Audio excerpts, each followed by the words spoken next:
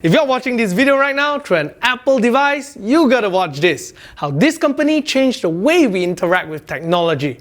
This is the story of Apple and why it's a company worth investing in.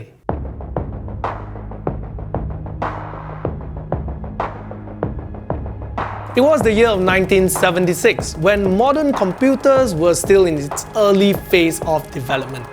Steve Wozniak, an Atari engineer, built a computer and showed it to his friend Steve Jobs. Jobs quickly realized the potential of this computer and suggested that they should produce and sell it as a business.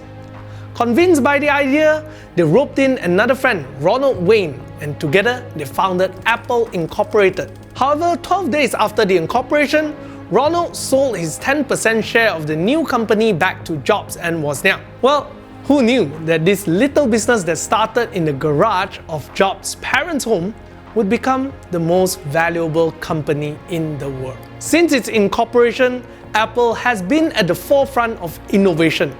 Prior to Apple, most of the computers in the market were not user-friendly, especially for people without programming degrees. Apple created one of the first affordable and mass-produced personal computer, and with an interface that can be used by anyone, even without a programming degree. Since then, Apple Computer has been changing the way we interact with technology. Later, they also launched the Macintosh. It was the first personal computer that used a mouse. Yes, the little mouse that we take for granted and use them in our computer was actually started by Apple computers. Honestly, I was rather surprised when I found out about this because when I first started using computers, it was in the 90s, and I started by using Windows computer. I barely heard of the brand Apple. That was because in that period, it was the darkest period that Apple has gone through. In the 1990s, Apple was falling behind other PC manufacturers. The first company that brought affordable PC to the market has lost its innovative edge. Jobs and Wozniak have both left Apple during that time. But at the end of 1996, the then CEO of Apple, Gil Amelio, brought Jobs back to Apple. Jobs started as an advisor back in Apple, but later took on the role as a CEO, leading the company that he once helped founded. In the 1990s, Apple was just like any other PC manufacturers. They had manufactured dozens of different products, including printers, digital cameras, and a bunch of other stuff. But only few were making profit. In 1997, when Jobs took over as the CEO, he cut more than 70% of the company's product and focused their efforts on only few products. Because of this, compared to their competitors, we can still see that today Apple has very little product models for their products. Unlike their competitors who may have dozens of models just for a PC or a notebook or a phone, just to cater to different consumer demands. Under the leadership of Steve Jobs, Apple once again returned to its former glory. They went on to launch many innovative solutions that changed the way we interact with technology. From the iPod that was launched in 2001, which changed the way we consume music, to iPhone, which changed the way that we use our mobile devices, and iPad, a whole new category of mobile devices, which is called tablet. From a company that was falling behind in the 1990s that almost went into bankruptcy. Today, Apple is the most valuable company in the world, valued at more than $2 trillion, and it is one of the most profitable companies in the world. Remember Ronald Wayne, one of the three founders of Apple, together with Steve Jobs and Wozniak, who sold 10% of his shares for $800? Today in 2020, if he didn't sell it, it would be worth $150 billion. Yes, he could have been richer than Warren Buffett if he didn't sell it.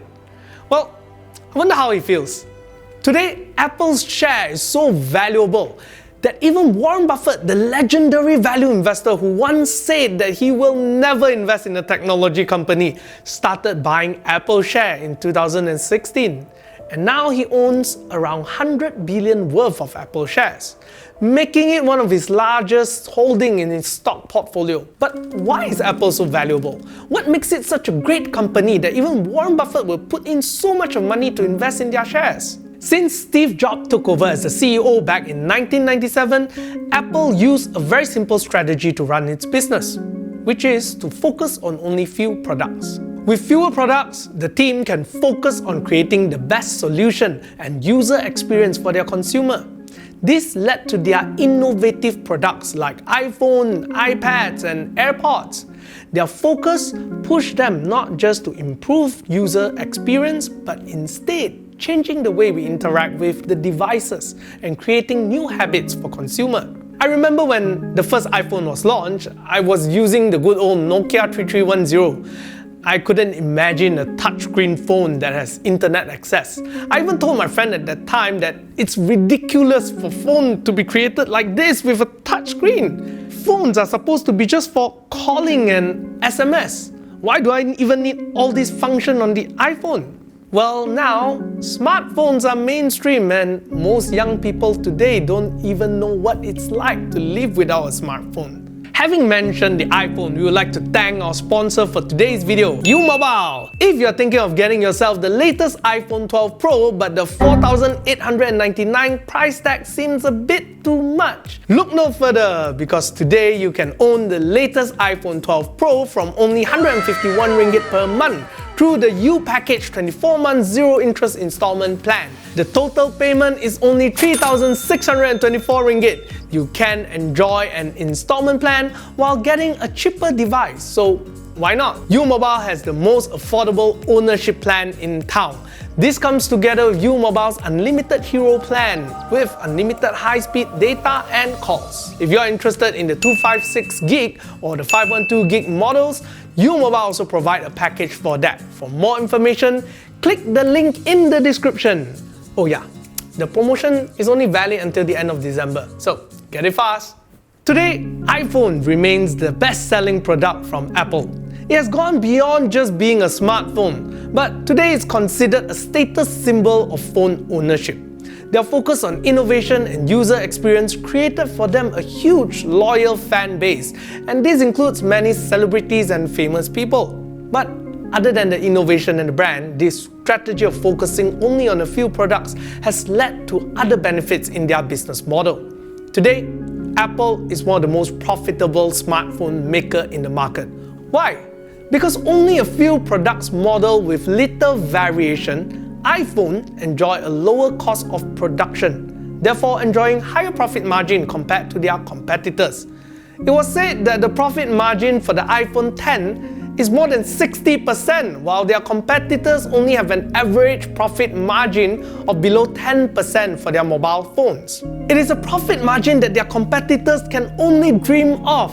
Because of this high profit margin, Apple sells less phones than its competitors, but makes more money than them. Other than the iPhone, Apple also realized that they can make some extra money just from selling accessories.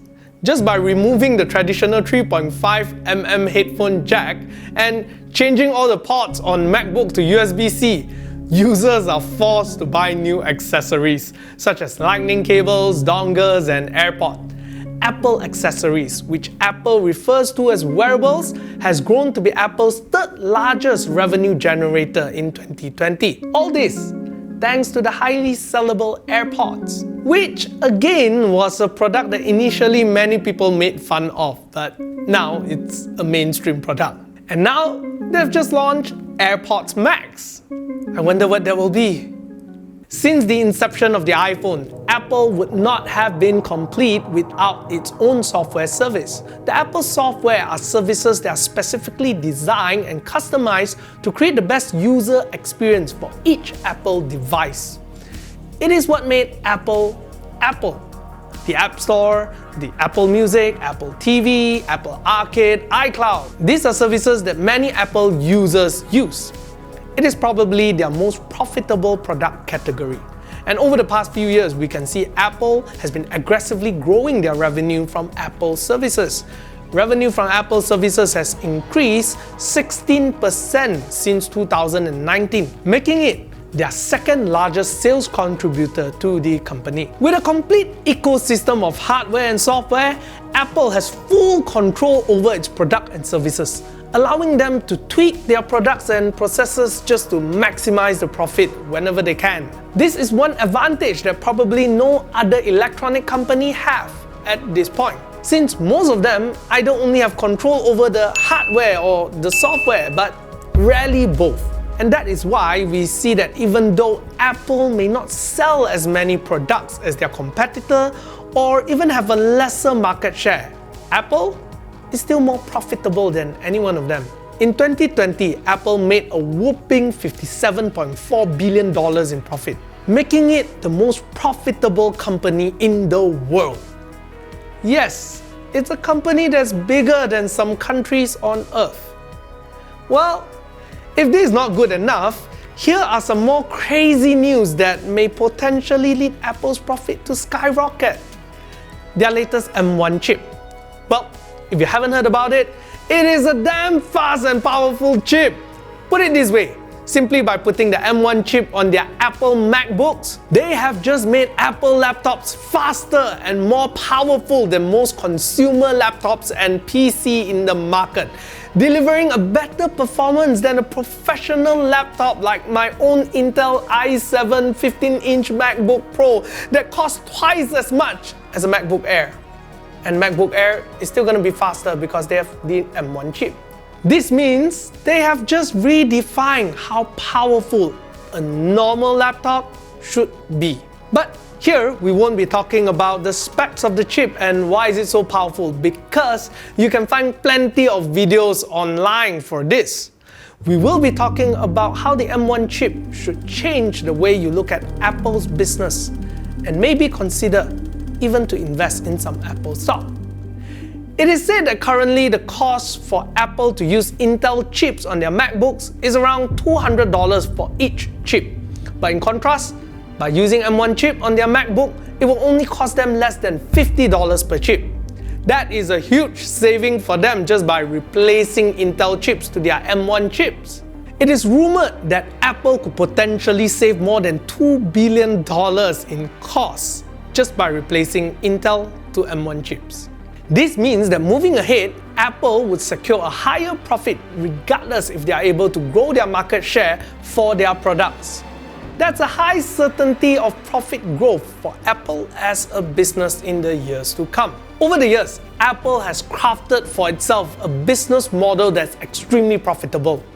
They are one of the very few companies in the world who have full control over their product ecosystem, from the manufacturing of the hardware to the development of their software. This complete control of their supply chain in both software and hardware allows them to have more control on their cost, giving them the competitive advantage over their competitors. Furthermore, with the development of the M1 chip, I personally can see that the competitive advantage will grow even further, pushing them ahead of their competitors. But Apple doesn't seem to be stopping there. It is rumored that currently Apple is venturing into self-driving vehicle. And it seems that even Elon Musk acknowledges that Apple is probably their closest competitor. Looks like this giant business machine is not going to stop, but only going bigger and bigger. This is Apple, the most valuable and most profitable company in the world.